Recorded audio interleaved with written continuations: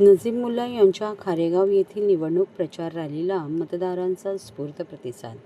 राष्ट्रवादी काँग्रेसचे 149 मुंब्रा कळवा विधानसभा मतदारसंघाचे उमेदवार नजीमुल्ला यांच्या निवडणूक प्रचारार्थ महायुती आणि घटक पक्षांच्या पदाधिकारी व कार्यकर्त्यांनी मंगळवारी प्रभाग क्रमांक 9 येथून एकत्रित निवडणूक प्रचार रॅलीचे आयोजन केले होते. त्याला मतदारांनी उत्स्फूर्त प्रतिसाद दिला. या रॅलीत शिवसेना जिल्हाप्रमुख गोपाळ लांडगे, उपनेते दशरथ पाटील, शहरप्रमुख नरेंद्र शिंदे, उपशहरप्रमुख मनोज ल्हासे, स्थानिक नगरसेवक उमेश पाटील, राजेंद्र साप्ते, गणेश साळवी, विजयाऊल ल्हासे, अनिता गौरी, गणेश कांबळे यांच्यासह मोठ्या संख्येने महायुतीचे पदाधिकारी व कार्यकर्ते जोशपूर्ण वातावरणात उपस्थित होते. राष्ट्रवादी काँग्रेसचे 149 मुंब्रा कळवा विधानसभा मतदारसंघाचे उमेदवार नजीमुल्ला यांच्या निवडणूक प्रचाराची रॅलीची सुरुवात खारेगाव नाका येथून शिवसेना उपनेते दशरथ पाटील यांच्या हस्ते प्रचाराचा नारळ फोडून करण्यात आली. यावेळी फटाक्यांची जोरदार आतिषबाजी करण्यात आली. तसेच महायुतीच्या कार्यकर्त्यांनी नजीमुल्ला यांच्या विजयाच्या जोरदार घोषणाही दिल्या. खारेगाव नाका, पाखाडी नाका, हिरादेवी मंदिर, आझाद चौक, होळीमाता चौक, मनोज ल्हासे जनसंपर्क कार्यालय, विठ्ठल मंदिर, केशव हाईट्स, आदर्श Parsik Mitra Mandal, Nandanvan homes, nature glory, Reliance market, Vastu Anand society, Raj park society या मार्गावरून रॅली जाऊन चावडाई मंदिर येथे नजीमुल्ला यांच्या निवडणूक प्रचार रॅलीचा समारोप करत महायुतीच्या कार्यकर्त्यांनी जोरदार शक्ती प्रदर्शन केले. स्पोर्ट्स क्लब या चौकापासून आम्ही आज रॅलीला शुभारंभ केला. महायुतीतले आमचे प्रमुख पक्ष भाजप, शिवसेना व इतर मित्र पक्ष आम्ही सर्व मिळून आज कळवाला आम्ही प्रचार रॅलीला आम्ही सुरुवात केलेली आहे. रात्नाय देवाकडे उत्साह खूप मोठ्या प्रमाणावर आहे आणि प्रथमतः तुम्ही बघितलं असेल एक कळवात नवीन पायंदा येतं एकत्रीकरण, हृदयातला जोडण्याचा नातं या प्रचार रॅलीमार्फत सुरुवात आहे. जातीच्या पलीकडे जाऊन, धर्माच्या पलीकडे जाऊन, प्रांताच्या पलीकडे जाऊन तुम्ही इथे बघितलं असेल तर उत्तर भारतीय हिंदी भाषिक लोक आहेत, मराठी लोक आहेत, गावातली लोक आहेत, हिंदू आहेत, मुसलमान आहेत, शिवसेना आहे, राष्ट्रवादी आहे, भाजप आहे, RP आहे, BRP आहे, सर्व घटक पक्ष आहेत. सर्वांचं एकत्रीकरण मागील 15 वर्षात हे परिसरात जातीमध्ये, धर्मांमध्ये, प्रांतांमध्ये विभाजित जे केण्यात आलं होतं, आज या प्रचार रॅलीच्या शुभारंभामार्फत ते जुळवण्याचं काम महायुतीमार्फत करण्यात येत आहे. साहेब, तुमच्यासमोर हे निवडणुकीचं आव्हान आहे की आव्हाड आहे? तुमच्यासमोर ह्या निवडणुकीमध्ये आव्हान आहे की आव्हाड आहे? आव्हाड पण नाही आणि आव्हान पण नाही. हे प्रथमतः 2009 नंतर मागील 2 निवडणूक सेटिंगची निवडणूक होती. प्रथमतः निवडणूक होते म्हणजे कळवा मुंब्र्यातले नागरिक प्रथमतः 2009 नंतर ओरिजिनल निवडणूक होते.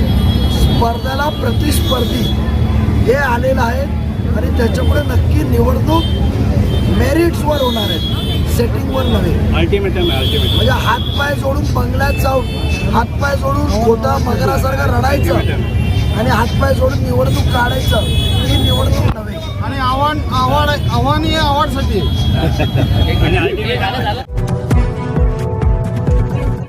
महाराष्ट्रातील भगिनींना आधार देणारी राज्य शासनाची मुख्यमंत्री माझी लाडकी बहीण योजना. या योजनेअंतर्गत अल्प उत्पन्न गटातील 21 ते 65 वयोगटाच्या भगिनींना मिळणार दरमहा 1500 रुपयांची मदत. अर्ज करण्यासाठी 31 ऑगस्ट 2024 पर्यंत मुदतवाढ. कुटुंबाचं वार्षिक उत्पन्न 2.5 लाख रुपयांपेक्षा कमी असलेल्या महिला पात्र. कुटुंबाकडे पिवळं किंवा केशरी रेशन कार्ड असल्यास उत्पन्नाचा दाखला आवश्यक नाही. पांढरं रेशन कार्ड असेल किंवा रेशन कार्ड नसेल तर कुटुंबाचं वार्षिक उत्पन्न 2.5 लाखांपेक्षा कमी असल्याचा दाखला आवश्यक. योजनेसाठीचा ऑनलाईन अर्ज नारी शक्ती दूत ॲपवरून किंवा पोर्टलवर भरता येईल. ज्या भगिनींना ऑनलाईन अर्ज भरता येत नसेल त्यांच्यासाठी अंगणवाडी, ग्रामपंचायत, वॉर्ड ऑफिस, सेतू सुविधा केंद्रामध्ये किंवा आशाताई बचत गटाच्या CRP यांची मदत उपलब्ध. आता आपल्याला अभिमानानं म्हणता येईल, सुखी आणि सुरक्षित आहे माझी लाडकी बहीण.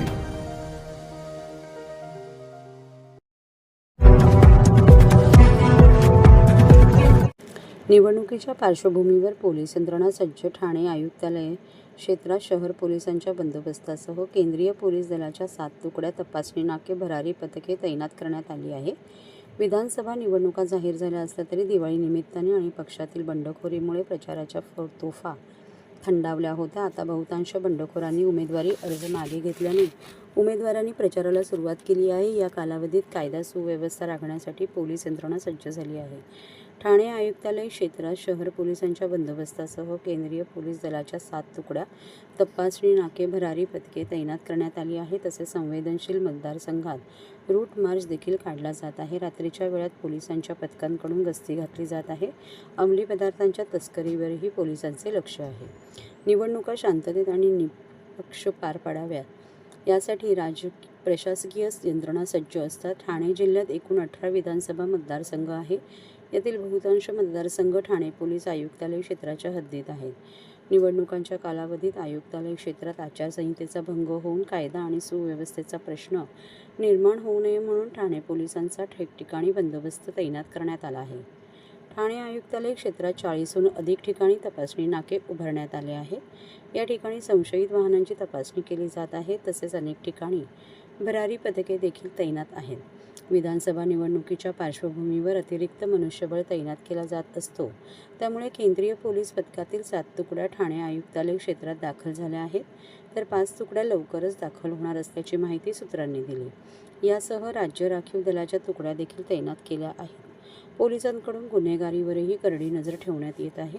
प्रतिबंधनात्मक कारवाई देखील पोलिसांनी सुरू केल्या आहेत. रात्रीच्या वेळेत पोलीस घराण्यातील कर्मचाऱ्यांकडून गस्ती घातली जात आहे. मागील काही दिवसांपासून पोलिसांनी बेकायदा शस्त्र पोलिसांकडून जप्त केले आहे. तसेच संवेदनशील मतदारसंघात पोलिसांचा रूट मार्च काढला जात आहे. बॅलेटिंग युनिट आपल्याला वापरावे लागणार आहेत आणि उरलेल्या 12 मतदारसंघामध्ये मात्र एका बॅलेटिंग युनिटवरच काम भागणार आहे. या निवडणुकीसाठी सगळी तयारी पूर्णतः झालेली आहे. जिल्हा प्रशासन पूर्णतः सज्ज आहे. आवश्यक असलेल्या EVM, VVPAT, इलेक्ट्रॉनिक मतदान यंत्र, पोलिंग पर्सोनेल, कर्मचारी, त्यांची ट्रेनिंग, ही सगळी प्रक्रिया पार पडलेली आहे. मतदान केंद्र स्थापन करणे, त्या संदर्भात भारत निवडणूक आयोगाची मान्यता घेणे, ही प्रक्रिया पार पडलेली आहे. मतदार यादीही प्रसिद्ध झालेली आहे. जिल्ह्यामध्ये एकूण 72,39,339 इतके मतदार सध्या परिस्थितीमध्ये आहेत आणि ते सर्वांनी आपल्या माध्यमातून त्या मतदानाला बाहेर पडावं आणि मतदान करावं असं मी त्यांना आवाहन करतोय. यावेळेला मतदानाचा दिवस हा बुधवार असल्यामुळं त्या दिवशी लागून सुट्टी येत नसल्यामुळे मतदानाची टक्केवारी वाढणार आहे.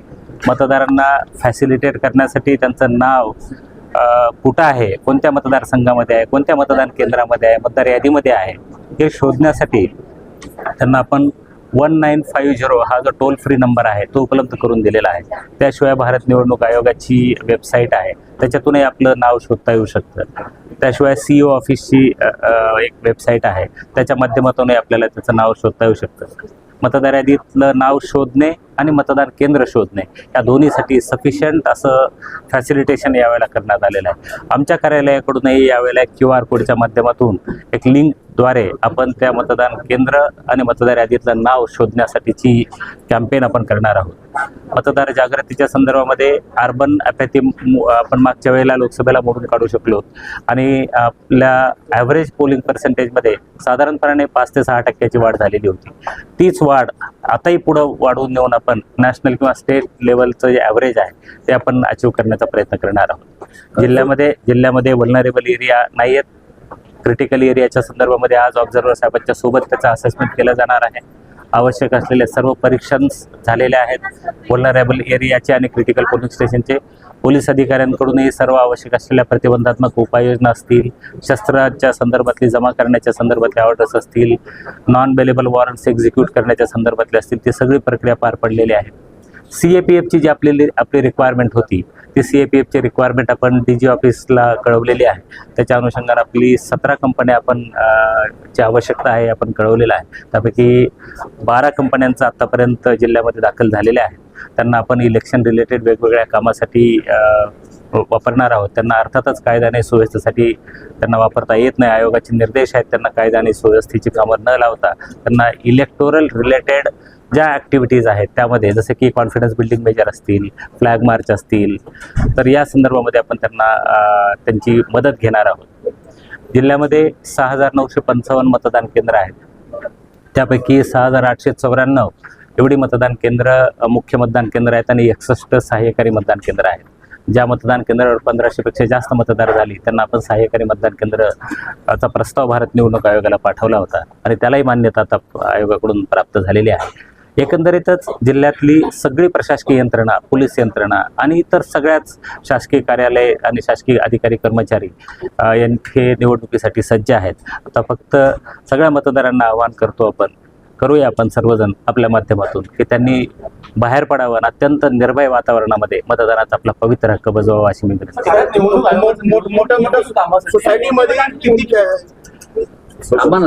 मोठ्या सोसायटीमध्ये किती मतदान केंद्र आपल्याला लोकसभेच्या वेळेला भारत निवडणूक आयोगाकडून सूचना प्राप्त झाल्या होत्या की ज्या हायराईज बिल्डिंग्स आहेत त्यामध्ये मतदानाच्या प्रमाण कमी असतं, तर ते वाढवण्यासाठी आपल्याला सहकारी गृहनिर्माण संस्था किंवा ज्या उंच इमारती आहेत हायराईज बिल्डिंग्स अशा ठिकाणी आपल्याला काही मतदान केंद्र स्थापन करता येऊ शकतील का याची आम्ही असेसमेंट केली जिल्हाभरामध्ये. आणि आपण जिल्ह्यामध्ये हायराईज बिल्डिंग किंवा कोऑपरेटिव्ह हाऊसिंग सोसायटीमध्ये 337 मतदान केंद्र स्थापन केलेले आहेत आणि 252 मतदान केंद्र आपण स्लम क्लस्टरमध्ये केलेले आहे, जेणेकरून आपण मतदाराला फॅसिलिटेशन ॲट हायेस्ट लेवलला आपण फॅसिलिटेशन करू आणि त्यांना मतदानाला येण्यासाठी प्रवृत्त करायचा आपण प्रयत्न करतो.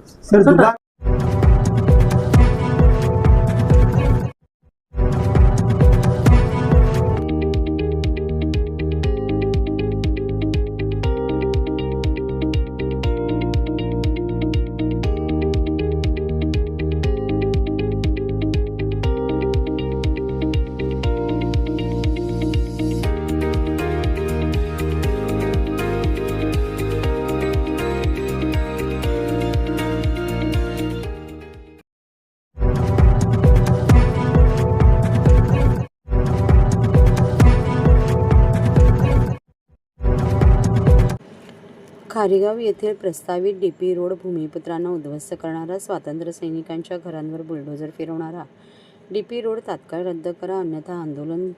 ज्येष्ठ नेते दशरथ पाटील यांचा इशारा.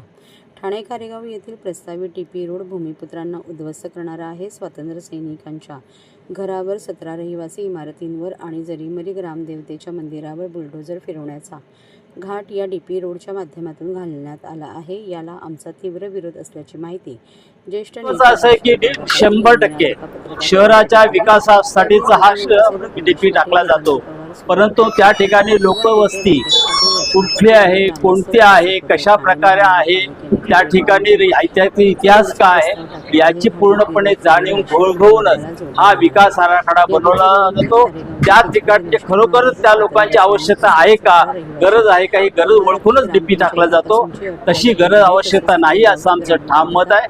यामुळे हा डीपी रस्ता रद्द व्हावा. जाणार आहे. महत्त्वाचे, या डीपी रोडबाबत भूमिपुत्रांनी हरकती नोंदवल्या आहेत, तरी हा डीपी रोड करण्याचा घाट घातला जात असून तो रद्द करावा अशी मागणी असल्याचे दशरथ पाटील यांनी यावेळी सांगितले. हा डीपी रोड रद्द करावा म्हणून मी 2020 सालापासून ते सन 2024 पर्यंत पालिका प्रशासनाकडे पाठपुरावा करत असल्याचे नगरसेवक उमेश पाटील यांनी सांगितले. पालिका प्रशासनानेही डीपी रोड रद्द करण्यासाठी मला पत्र देत सकारात्मकता दर्शवली होती, मात्र आता रस्त्याचा घाट का घातला जात आहे हे प्रकरण संशयास्पद असल्याचा आरोप उमेश पाटील यांनी केला आहे. जर आम्हाला एवढे करूनही न्याय मिळाला नाही तर आम्ही कोकण आयुक्तांकडे अपील करणार आहोत. तेथे न्याय मिळाला नाही तर नगर विकास खाते मुख्यमंत्री यांना निवेदन देणार आहोत असे दशरथ पाटील यांनी यावेळी सांगून हा डीपी रोड रद्द करावा अशी आग्रहाची मागणी केली आहे आणि यात राजकारण नको असेही त्यांनी शेवटी स्पष्ट केले. 25 वर्षाकरता 90 फीट रस्ता दिलेला आहे की जो नवी मुंबईमधून जी सगळी ट्रॅफिक येते ती मुकुंद कंपनीच्या गेटवरनं सरळ त्या ठिकाणी कळव्याला एक सिडकोचा प्लॅन आहे आणि तो शिवशक्तीच्या नगरमधून 90 फीटवरून नाशिकला जोडणार आहे. त्यामुळे इथे बाहेरून ट्रॅफिक येणारी नाही, तिचं ह्याच्यामध्ये निश्चित नोंद होईल. संविधानाची काही त्याच्यात योजना नाही आणि मूळ ग्रामदेवतेवर स्वातंत्र्य सैनिकांच्या घरावर जेव्हा अशा प्रकारे जर होणार असेल तर ते कदापिही सण होणार. की इथे जर काय नाही झालं तर नगर विकास कोकण आयुक्तांकडे आम्ही अपील करणार, कोकण आयुक्त झालं तर नगर विकास खात्याकडे करणार, मुख्यमंत्र्याकडे, आणि तेही झालं नाही तर सर्वोच्च न्यायालयापर्यंत जाऊ. तर मुख्यमंत्र्याला निश्चित पत्र देणार. आणि यावेळेला बघा इथे असं आहे की सर्व प्रकारचे लोकप्रतिनिधी निवडणुकीला उभे आहेत. आम्ही सगळ्यांना पत्र देणार, कारण शेवटी इथे राजकारण येता कामा नये ही भूमिका आम्ही घेतलेली आहे. आणि मुख्यमंत्र्यांना निश्चित कानावर आम्ही घालणार आहे, त्यांना लेखी स्वरूप पत्र देणार आहोत. आणि मला असं वाटते ते आम्हाला निश्चितपणे एक दिशा देतील आणि आमचा प्रश्न सोडवतील अशी आशा आहे. सर याबद्दल 2020 साली, 2021 साली आहे, 2024ला पत्र लिहिलेले आहे. त्याचं कारण मूळ गावाची संस्कृती जाणार आहे, लोक पावणार आहे. आम्हाला आमची संस्कृती हवी आहे. हा, मंदिर आहे गावचं. आणि आज गाव जिथे असते तिथे संस्कृती नांदते, जिथे वसाहत होते तिथे संस्कृती लोक पावते. मग गावातले गाव पण राहिलं पाहिजे आणि तिथली संस्कृती राहिली पाहिजे. म्हणून गावावर कुठल्या प्रकारचा अन्याय होता का. बस, धन्यवाद.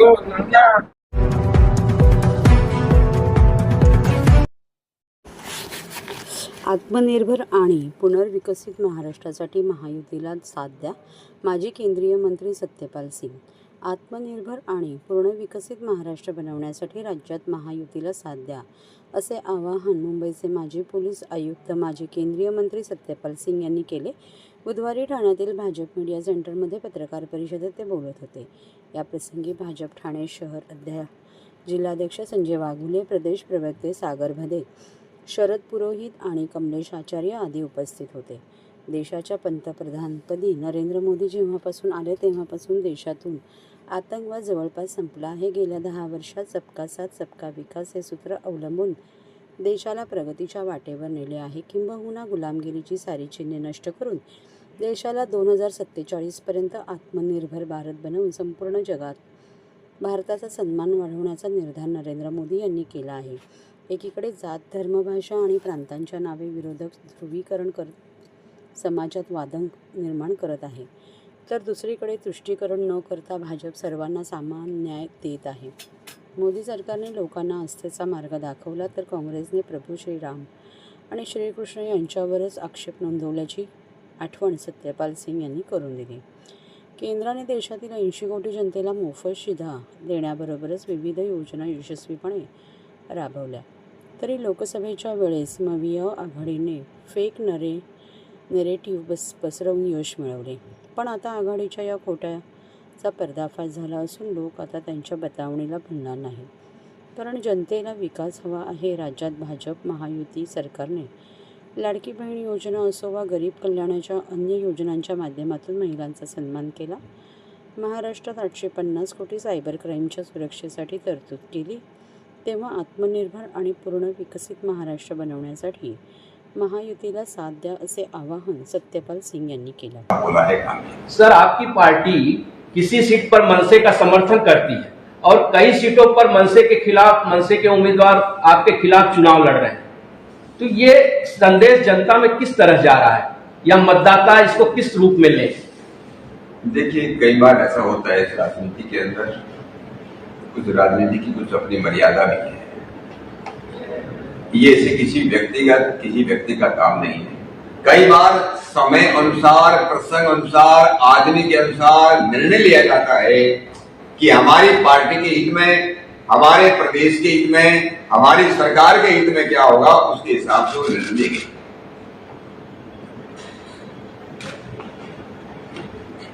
धन्यवाद सर. बहुत बहुत